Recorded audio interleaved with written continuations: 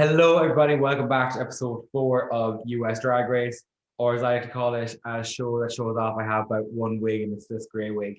Joining me today is one very, very talented bitch from the southeast of Ireland, someone I have to force on a regular basis to actually showcase her talents. It is Sabrina from Tralee. Yay! Everybody say hello. Oh, How are Tralee. you? I know how you've been because we're close, but how are you? How's lockdown? How's everything? Oh, great. Fabulous. Being the I princess got of here a one local, piece. the princess of a Huh? local food market, keeping the local community going. Oh, yes. You didn't have to expose me now as a supermarket worker, but thanks for that. You're very welcome. So we're on Wait, what episode was the intro about 4. the wig? What? What was the bit about the grey? This is my only grey wig. I didn't hear what you said. That this is like fast becoming a showcase just to show I only have one wig and it's this grey one. Because I don't stop wearing it. Fun fact, you didn't actually start watching Drag Race until I forced you into watching it, correct? Correct. And now look at Yeah. you on a review show with me. I mean, after 13 seasons, it might start to get a bit dry, It might, but sure, look, it is fine. So, but we're here. episode I'm 4, watching. US Drag Race. The girls enter the workroom. Well, they're hiding in the workroom to meet the other team. Elliot's like, should I hide? And then goes behind the screen because they want to cause a little bit of drama. Olivia is so innocent. Olivia's like, oh, she's so devious. She's going behind. I love Olivia and how innocent she is. Like, that was dramatic to her. Then the B Squad, as they're called, walked in. And Elliot's still behind the screen. And all the girls are like, so why'd you kick off Elliot? Like, what was the main reason? Literally shit stirring. So much shit stirring. And then Elliot comes out, surprises them. Elliot lays into them. She's bitter as fuck. What did you think of it? I actually thought that they could have gone a lot worse with that. Like, when you think someone's not there, they could have completely torn her to bits. Yeah. But like the only thing that somebody said that was a bit bitchy, and I didn't even understand what they meant by it, was Joey J said something like, they said, what was your first impression? And he said, that. And I don't know what that meant. But it was bad. I think he said meh. I think meh was the word, which is not something you want to be called as a drag queen. She reacted to it behind the screen. She kind of did like a, Yeah. It was fun. Did love the drama, but it was fun. Then we get into RuPaul coming down in yet another suit. Now, you haven't watched the other seasons, but this season RuPaul is pulling out the stops with these suits. These are phenomenal. I would wear them as a boy. Would you? Really? With the bow? With the pussy bow and everything. Keep it feminine. Keep it girly. I suppose. Wrap up my titties. And then he announces that it is the RuPaul Mark Challenge, was basically an acting challenge. So group 1, we have Denali, Elliot with 2 T's, Kimora, and Olivia. And their group is doing a Valentine's Day movie called Misery Loves Company. Group 2 is Lala Ree, Rose, Simone, Utica. They're doing a movie for Flag Day, which is called God Loves Flags, which is based off Westboro Baptist Church. And then group 3 is Tamisha Mon, Gottmik, Tina Burner, Candy Muse, and Joey J. They're during April Fool's Day, and it's called Only April Fool's Rush In. Yeah. So then, as they're going through and picking all their parts, Denali picks probably the main role, and then suddenly becomes overwhelmed by the fact the role has so many lines. Surely, when you're picking a main part of a fucking movie, you know it's going to be the most lines. I was like, if you're going to try and take a chunk of work to look unreal, no, it's going to take work along with it. Then in the next group, Candy just took Whoopi, and I was like, that's fierce. She was like, I'm taking that role as mine, which is a smart way to do it. Get in for the jugular before anyone else gets it. I heard Whoopi Cushion. All I heard was Whoopi Cushion. I was like, oh, Candy's going to do that. Candy's going to do Whoopi Cushion. And then she looks like a Whoopi Cushion. Yeah. And then in Rosé's group, Rosé is like, whatever Tina's doing, I have to do just as well.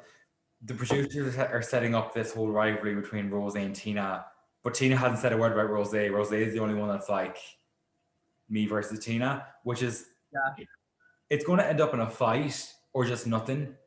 But Rosé, I don't know. I think that sometimes I feel like they come in and they feel they have to have some kind of tea with someone. Yeah. So I don't know if she's trying to just give people anticipation. Yeah. But like, she keeps saying like, oh, me and Tina are really good at this, and me and Tina are really strong at that. Like, Yeah. you know, The new. there's nothing really. Tina never really bigs herself up. Yeah, which is fair enough. And then RuPaul in the final group asks Utica, "Have you ever smoked weed?" Utica turned out probably the funniest thing I've seen in the past month. There was something about it that was just hilarious. She was like, Yeah, it was I actually. funny. I thought when she started to do that, I thought, oh my God, did she get caught off guard and she didn't want anyone to know and she's like trying to hide it? Yeah. Do you know the way that you kind of, because she started to go, and then she kind of went, you know, and started doing all these faces. So I was like, the first reaction seemed uncomfortable, and then she kind of seems to play with it after that. So I don't know. It was smart. Now, Serena, I must ask, have you ever partaken in the devil's lettuce yourself? I have. Right, let me cancel this Zoom call. Hold on. No drugs. I've never. No drugs. I've never. No drugs on the weekends. I've never touched a drop of anything. The only thing I've touched is the feminine side of myself. Woman. Very small side of yourself. Very small side. So then RuPaul announces that the main runway is going to be, after the main challenge, is going to be trains, which is obviously fabric trains, which is stunning because you're someone who makes their own garments from time to time, so you understand that. Oh, girl, that reference totally went over my head. I didn't get that at all when they were talking about trains.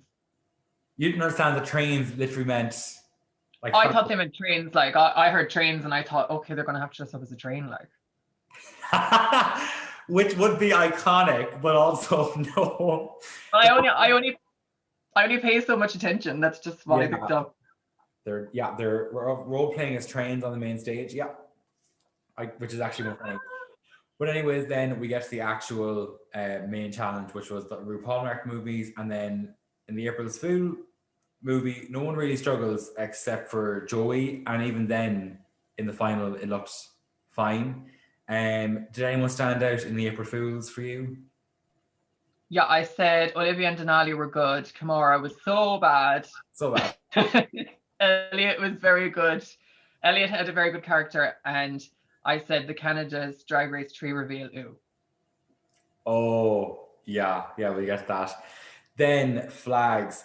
I love Lalaurie to pieces, but the hairline was a bit suspect. I was like, no one told her that her hairline was like that, and also her dress was up her fanny, like it didn't even cover her knickers. That was the case of the show had like 2 or 3 dresses ready for that performance. No one didn't expect someone to be that tall, so her pussy was just literally out, hanging out. And then, but I thought that was the joke. I thought the hairline was part of the joke. I don't think so. I think that was actually her hair that she wore. Oh. Because like a bad hairline wouldn't make sense in that, but I was like, fuck me, that was a suspect hairline. I'm not known for my gravity-defying hairlines myself, but you can't say that was a good hairline in any way, shape, or form. No. Denali struggles in Misery Loves Company. Denali struggles very hard. Kimora, this is very you. Kimora came out in a green screen suit, but in full body with titties and pads. I can see you doing that. I would have done that. Yeah, I would have spent the time, and then I would have realized, oh wow, it doesn't make any You would difference. have had like fake titties, and even then you would have done like a chest contour on the titties to make them look more real, and then put the green screen suit on. Because I know you, just to keep that woman body, you would have done that and not gotten over it. Then I would have done a better job as the tree though. Yeah, I was kind of, I don't want to say lackluster. It wasn't bad. It just wasn't great. You don't think it was bad? Oh no, her like the actual makeup of the tree, I thought you meant, wasn't bad. Oh, the makeup of the tree. Sorry, yes, that's fine. Yeah, we talk about the actual finished product after the workroom before the runway. So Candy decides to redo her whole look. Normally people would be fucked to do that, but it was nice that Gottmik and Tina helped her sew it. Because oftentimes some people would just say, go fuck yourselves, competition. It was nice they sewed it. Then we find out Simone went to her prom in drag. which I can also see you doing. But I think it's called, is it Debs down in Tralee in Sligo is called a grad. Imagine going to your Debs in drag. I would never. I was so quiet in school, and to like particularly that group of people to be in the center of attention with those people would have been my worst nightmare. I wouldn't have done that. Like, Your worst nightmare or the best sex you ever had? well, my worst nightmare and then the best sex I would have ever had. That's my kink. It has to be a nightmare and then sex. It can't be the other way around. She looks kind of, I don't want to say she looks stunning, but she kind of looks stunning.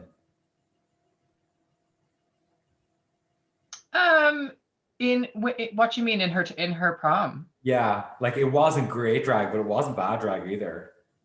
Well, I mean, I'm assuming it was a long time ago, so she probably didn't have much, like, many resources or anything. Yeah. She probably just had like a, costume wig, somebody else's dress, and that was probably it.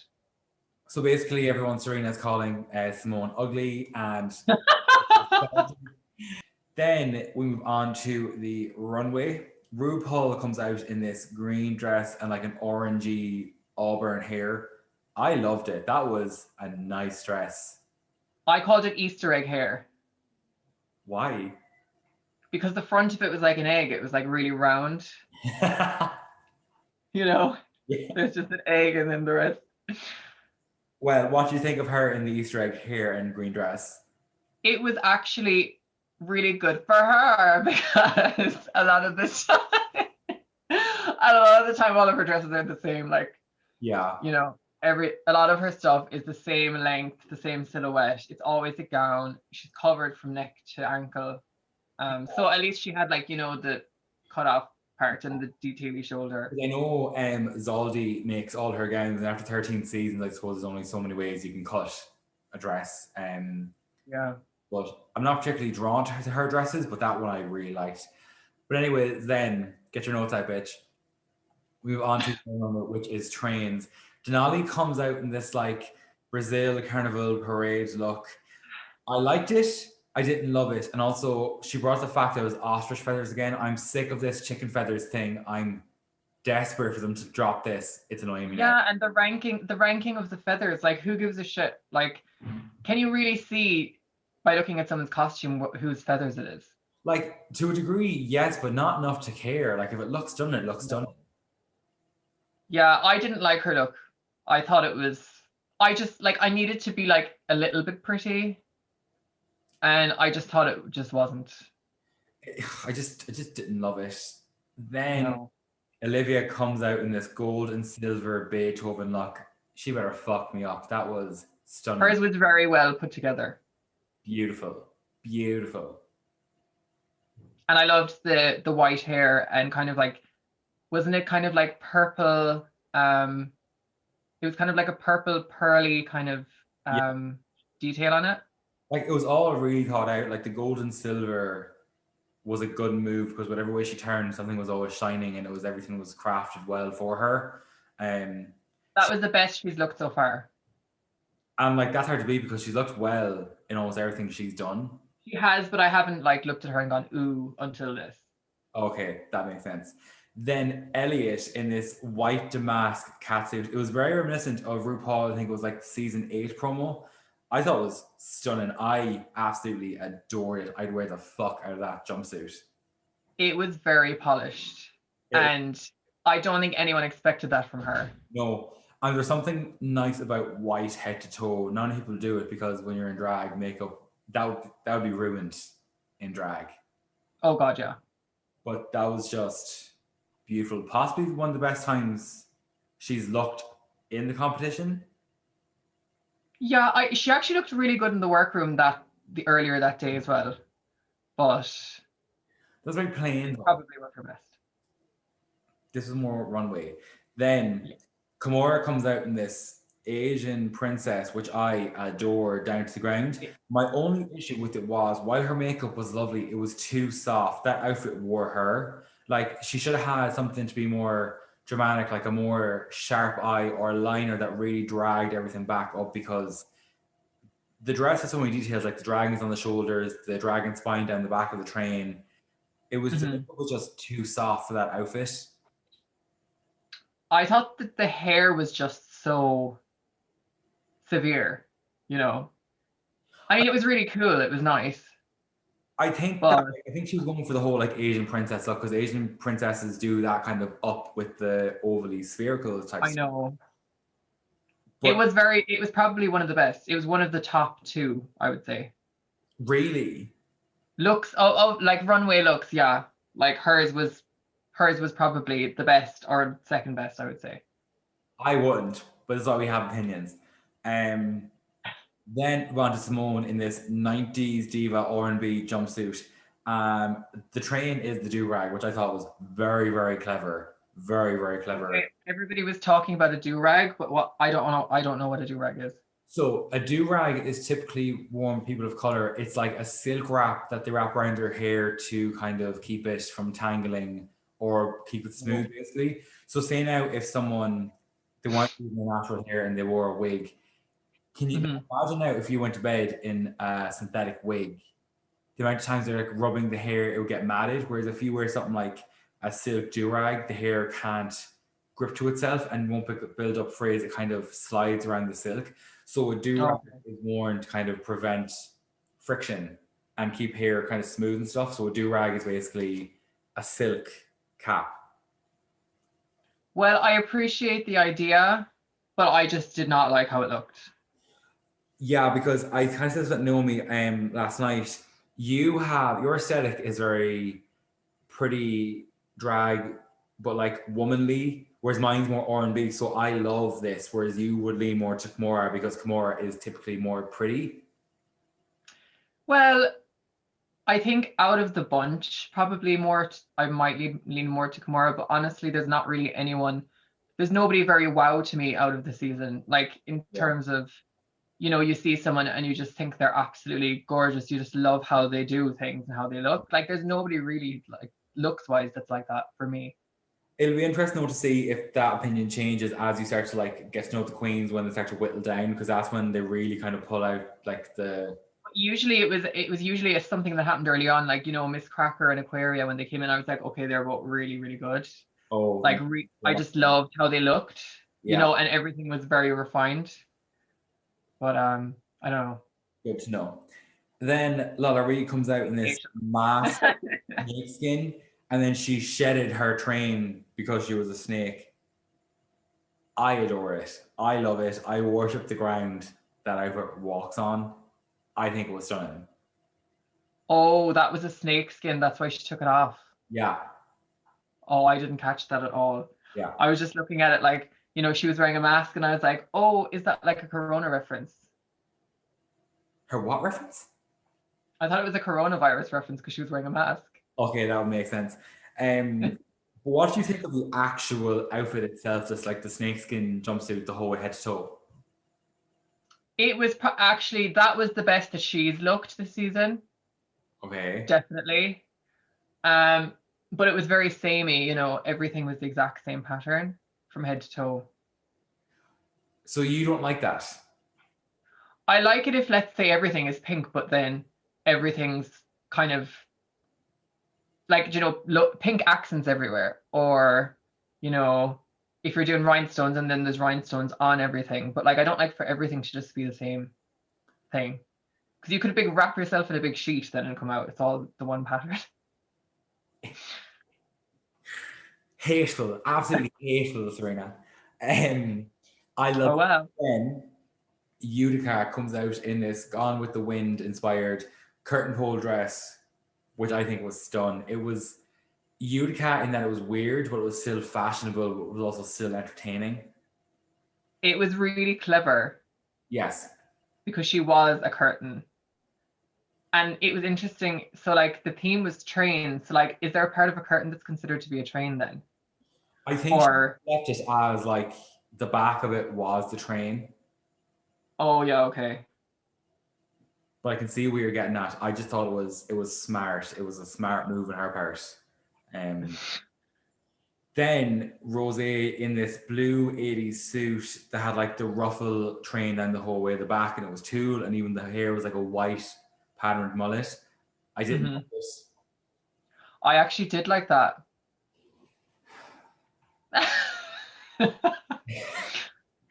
Why? Yeah, like it was very just well put together, like very like the only thing I would say I didn't love was, you know, the white part at the front, the kind of the color, the shirt color thing. Yeah.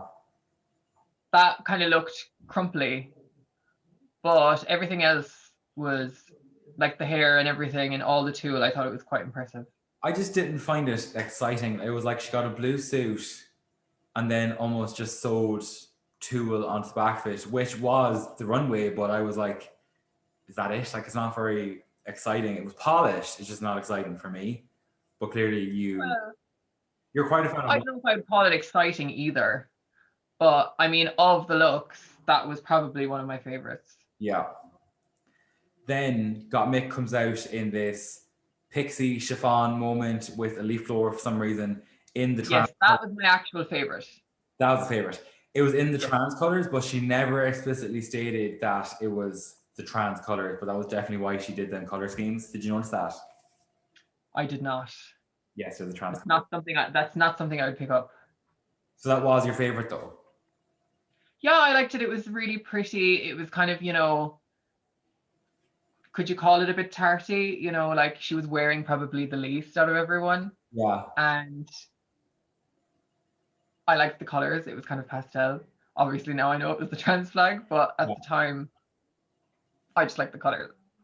It was nice. It was very, when I say understated, I don't mean in a bad way, but for Got Mick, it was more simple and refined and different. Well, compared to her others, yeah. Yeah, which I appreciated in seeing. Then Tina in this conductor dress that was rank. It was too long, and it would have been better if it was like a stretch fabric going down the dress because it had no shape in that material. And I think had she done a stretch fabric, it would have molded to her legs more and given her more shape because I think that was just straight up and down. I didn't like it, but did you? But well, me and my sister watched, and when she came out, we both just went, "Oh, that's so ugly." Yeah, it wasn't ideal. It just did not look nice, and I think it has to a degree anyway. Like even if it had a point of reference, it was just there was something off about the shape of it, and I was like, for someone who's so renowned and could probably camp it up even more, that's Yeah. bad. I don't want to say it, but it did. Like it was just there was no shape to it. And had she not done as decently as she done in the movie, she would have been in the bottom, I think, for this. But then Joey J comes out in this all black pleather look, but as she turned around, there was a mouth and a tongue, and the tongue was the train. So when she came out, I wasn't impressed, but the mouth and tongue part really did wow me. Well, I was impressed that she made it herself. Yes, yeah. I'm always impressed by that, but yeah. But I mean, did I like the look? No. I mean, look, I didn't hate the look. I wouldn't say I loved it, but I didn't hate it. It was very middle of. I didn't hate it, Okay. but I wouldn't want to see it again or anything. No, there was something off about it. It was just odd. Then move on to Candy Muse in this kind of vampire slut type thing. It was very similar to her vamp runway, I thought, from the first episode conceptually. But I did love how high cut it was. It was very. I do love a thigh. I do love a thigh in the mix. Yeah, I appreciated the thigh as well, but like it was so bad. You think? I mean, I don't think it was bad. It wasn't wow, but it wasn't bad for something they made that day in the workroom. I think it was fine. oh, I thought you said they just adjusted it. See, they didn't really clarify. So she was like, the train I brought wasn't going to work out, so I had to think of a new idea. But if that was her reveal, anyways, did that mean she just brought a corset with fabric stitched into it? Like from what I could see, it looked like they just laced up the back of it for her. No, they sewed the train into it. Okay. I suppose points for that, even though she didn't do it herself. So you didn't like it though? Oh no, it was like her first time in drag. It was terrible. Oh, like, oh. the wig, like, you know, they were talking about her undergarment sticking out, which happens to all of us. And I actually didn't even notice that. Yeah. But the thing for me that was so bad was the wig was like, it looked like it wasn't even on properly or something. Like, you know, where it parted at the forehead, Yeah. it just looked like it was, I don't know what it was, but it just didn't look like it was on her head properly. It looked really bad. Very interesting. Then we go on to Misha Iman, who comes out in this pink satin sequin catsuit, which is once again stunning. The only critique I had of it was the train looked thin. It was just very It was really sheer. stunning catsuit and like a singular bolt of material of the same fabric. I don't know how you could have made it better. Even if, say, it was like a cape from one shoulder that came and flowed into a train, or she like doubled up in the fabric. I just felt the only critique I had of this was that the train looked a bit thin. Yeah, I'm assuming she made it herself because I think she does that with like most of her costumes. Yes, like almost But everything. Yeah. it was very, very, like, it was very well made and it was very well fitted. Yeah. And it was quite pretty. It was very pretty. I can see you wearing that with white hair. I think that It was very pageant. very pageant. So anyways, that brings us then to the end of the main stage runway, and then they show all the movies. So in Misery Loves Company, Elliot to me was by far the standout. That was the group with Denali, Kimora, and Olivia. I didn't really care for anything in that. Denali definitely didn't like Kimora. Olivia was fine. So Elliot kind of stood out with that like ditzy fairy. And then when Jeffrey Boyer Chapman transformed from the trio, they're getting him for every cent he's worth.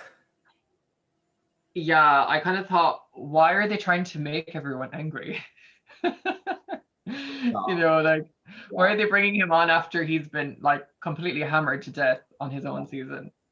And then in Flags, Everybody Loves Flags, or God Hates Flags. Where's God Loves Flags? Something about flags. Again, Lalaurie, her pussy was just out. It was a black undergarment under a pride dress. I don't understand how they couldn't have sewn another color of the pride flag into the bottom of that to make it not as bad. But Simone took the show on that. Simone has fast become like a star of the whole cast. And I think she took it. And I think the win was deserved, but we get into that on the runway itself. Then only April Fools rush in. Candy took it, but Tamisha Iman came a close second. I think the role suited Candy, and she knew that would be her strength,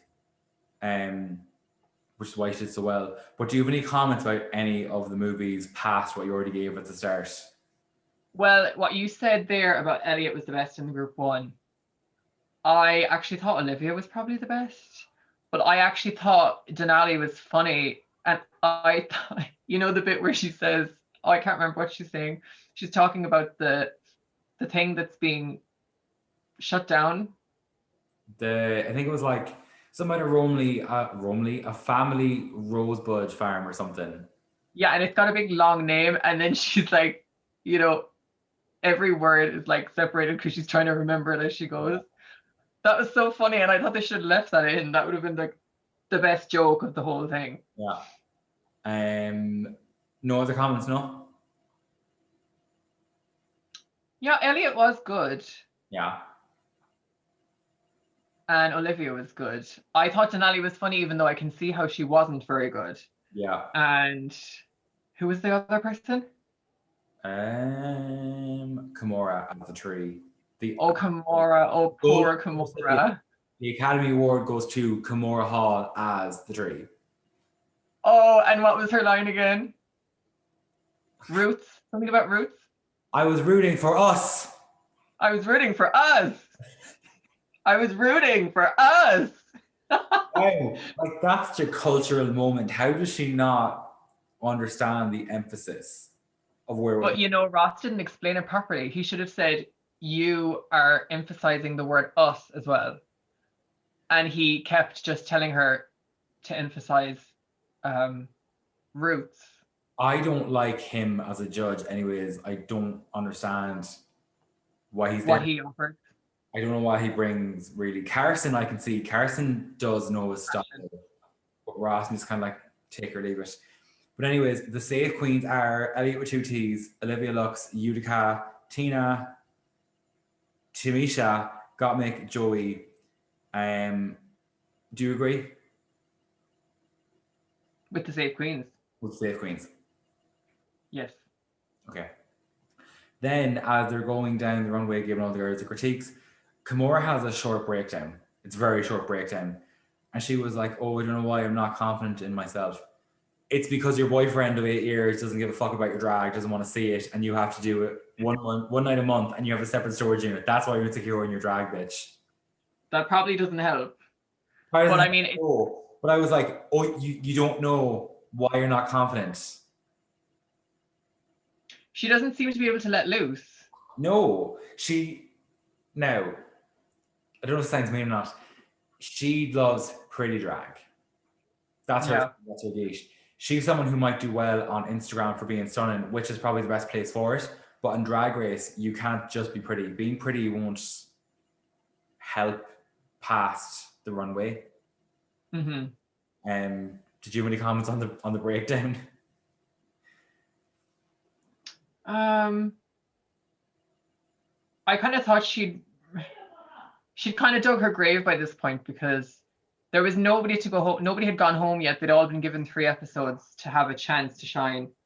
And she had kind of more or less fecked everything up since the beginning. Yeah, I completely forgot. This would have been the first elimination. I just completely forgot about it. First elimination. She got more of a chance than most people.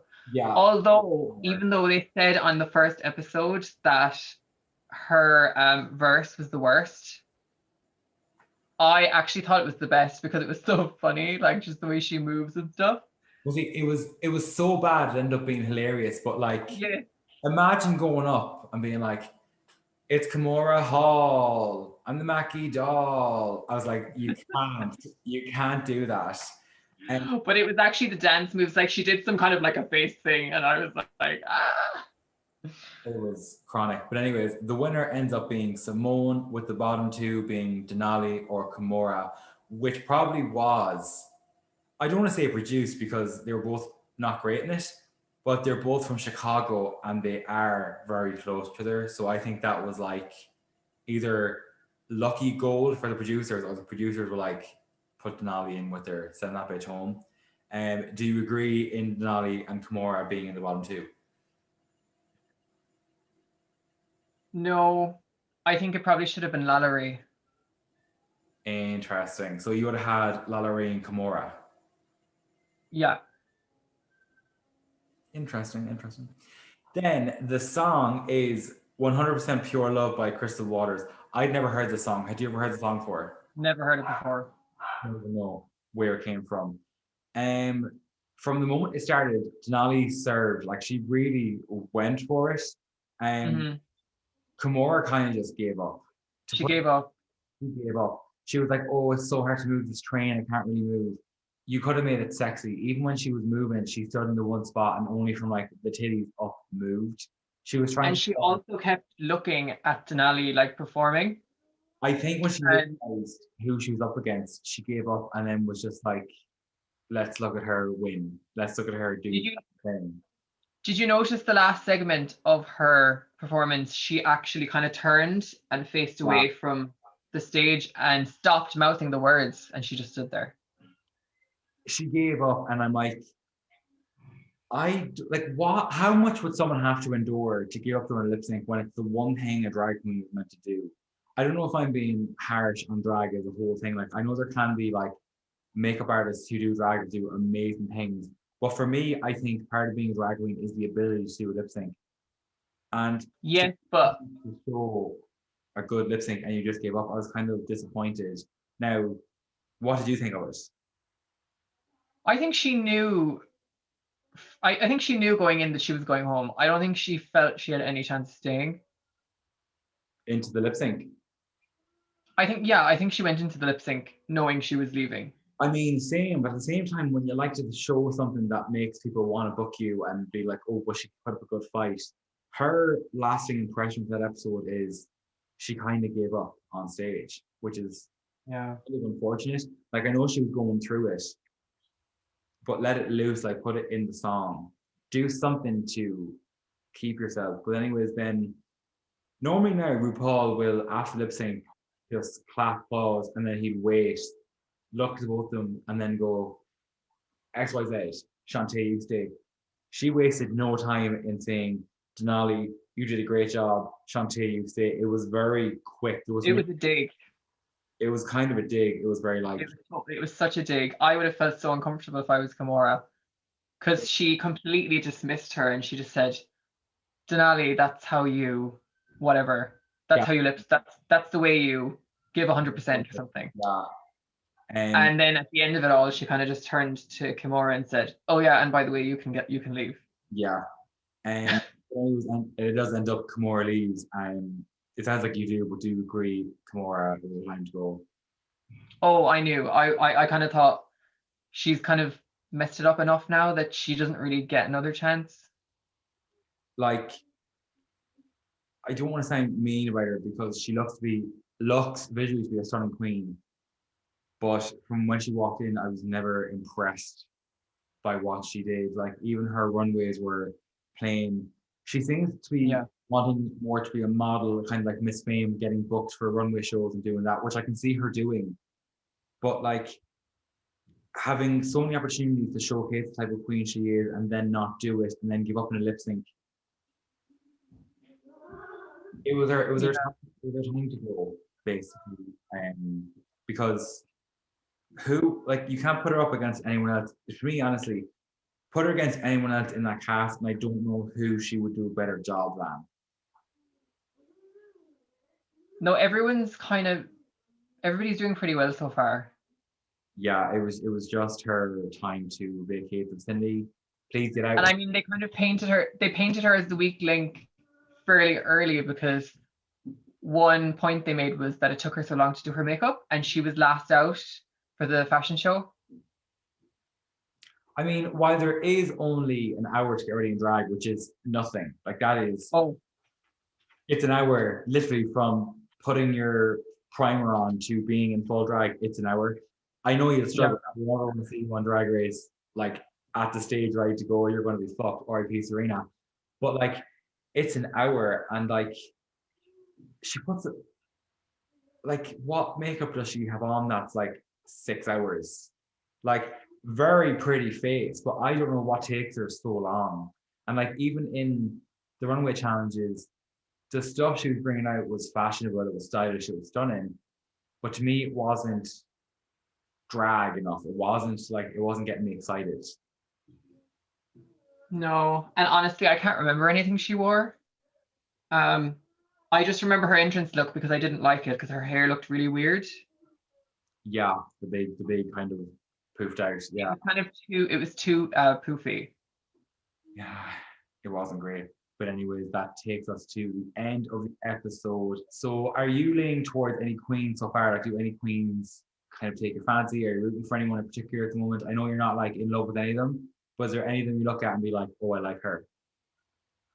I think I like Rosé because I know she's a good singer and she's very well put together. Yeah. And also Gottmik, I just think she like has a way of looking striking. Yeah. So those are probably the two.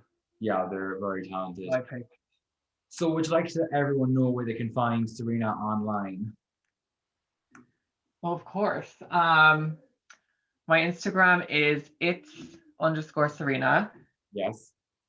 I don't think I have anything else for drag. And then apart from that, just tell us, like, what's next for Serena?